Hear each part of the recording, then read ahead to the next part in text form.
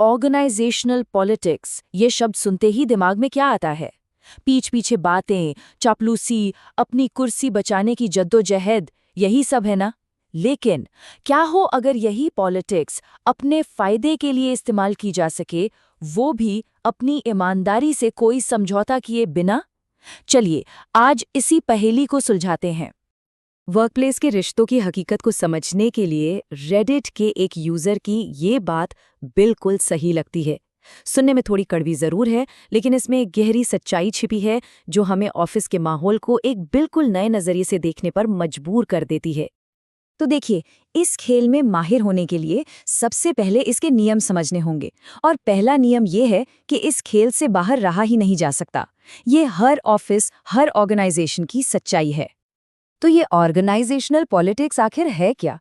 देखिए, आसान भाषा में कहें तो ये वो अनौपचारिक और कभी-कभी पर्दे के पीछे होने वाली कोशिशें हैं जिनसे लोग अपने आइडियाज आगे बढ़ाते हैं, संगठन पर असर डालते हैं, अपना प्रभाव बढ़ाते हैं या अपने लक्ष्य हासिल करते हैं।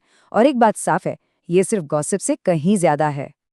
और पता है, ये कोई आज की बात नहीं है। ये जानकर शायद हैरानी हो कि हजारों साल पहले अरस्तू ने इसका राज खोल दिया था। उनका कहना था कि राजनीति की जड़ें लोगों के अलग अलग हितों में होती हैं, और जब ये हित आपस में टकराते हैं तो राजनीतिक व्यवहार पैदा होता है। मतलब जहां भी लोग साथ मिलकर काम करेंगे वहां पॉलिटिक्स होगी ही। ये तब भी उतना ही सच था जितना आज हमारे ऑफिस में है। और इसे नजरअंदाज करने की कीमत काफी बड़ी हो सकती है। जरा ये नंबर देखिए। रिसर्च बताती है कि 40% तक काबिल लीडर्स इसलिए फेल नहीं होते कि उनके पास टेक्निकल स्किल्स की कमी है, नहीं, बल्कि इसलिए फेल होते हैं क्योंकि वो लोगों के साथ सही से डील नहीं कर पाते। मतलब वो पॉलिटिक्स को समझ नहीं पाते। ये वाकई एक बहुत बड़ी कीमत है। तो सवाल ये है कि इस उलझे हुए राजनीतिक माहौल को डीकोड कैसे किया जाए। इसके लिए एक बहुत ही आसान लेकिन असरदार फ्रेमवर्क है। इसे सिर्फ 3 शब्दों में याद रखा जा सकता है: हित, संघर्ष और शक्ति। ये फ्रेमवर्क 3 स्टेप्स में काम करता है। पहला, जो लोग शामिल हैं उनके असली हित क्या हैं, उन्हें पहचानिए। दूसरा, उनके बीच टकराव या संघर्ष किस बात पर है, उसे समझिए। और तीसरा, किसके पास कितनी पावर है, इसका विश्लेषण कीजिए। इन 3 लेंसों से किसी भी ऑफिस की सिचुएशन को साफ साफ देखा जा सकता है। चलिए पहले हित को समझते हैं। देखिए, लोगों के एक्शन के पीछे आमतौर पर 3 तरह के हित होते हैं। पहला, टास्क इंटरेस्ट, यानी जो काम हाथ में है उससे जुड़ा हित। दूसरा, करियर इंटरेस्ट, यानी अपनी तरक्की और प्रमोशन की चाह। और तीसरा, एक्स्ट्रा म्यूरल इंटरेस्ट, जो उनकी पर्सनल लाइफ और वैल्यूज से जुड़ा है। अब सोचिए, एक इंसान का हित है कि प्रोजेक्ट समय पर पूरा हो, ये हुआ टास्क इंटरेस्ट। लेकिन उसके कलीग का हित है कि उसे इस प्रोजेक्ट का क्रेडिट मिले ताकि उसका प्रमोशन हो, ये हो गया करियर इंटरेस्ट। यहीं से टकराव शुरू होता है। तो अब जब ये फ्रेमवर्क हमारे पास है, तो चलिए थ्योरी से थोड़ा प्रैक्टिस पर आते हैं और देखते हैं कि वर्कप्लेस में कौन सी आम राजनीतिक चालें चली जाती हैं। यहाँ कुछ सबसे आम नेगेटिव टैक्टिक्स की लिस्ट है।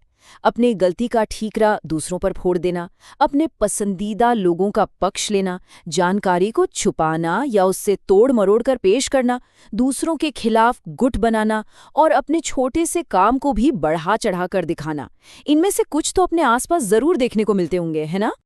इन चालों का असर कितना गहरा हो सकता है वो इस सच्ची कहानी से पता चलता है।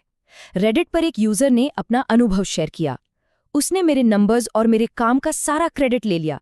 मैं डेडलाइन के बहुत करीब था और पता नहीं कैसे मेरी ही टीम के एक सदस्य ने, जो प्रोजेक्ट का हिस्सा भी नहीं था, डेक का एक्सेस लेकर मेरा ही एक्सेस ब्लॉक कर दिया। सोचिए जरा, ये दिखाता है कि पॉलिटिक्स कितनी पर्सनल और नुकसानदेह हो सकती है। तो अब सवाल उठता है कि इस माहौल में अपनी ईमानदारी बनाए रखते हुए आगे कैसे बढ़ा जाए। चलिए अब कुछ ऐसी रणनीतियों पर बात करते हैं जो इसमें मददगार साबित हो सकती हैं। देखिए, सबसे पहले ये समझना जरूरी है कि पॉलिटिक्स हमेशा बुरी नहीं होती।